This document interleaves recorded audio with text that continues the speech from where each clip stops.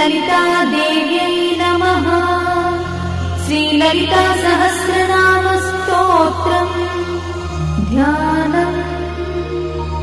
अरुणां करुणातरङ्गिताक्षीं द्रुतपाशाङ्कुशपुष्पबाणचापाम् अणिमाधिविरावृतां मयूखैः अहमित्येव विभावये Bhavani.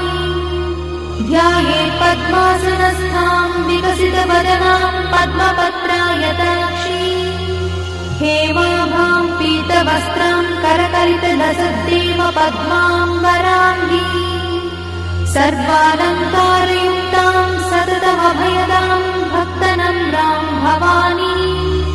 श्रीविद्यां शान्तमूर्तिं सकलसुरन्तां सर्वसम्पत्प्रदात्री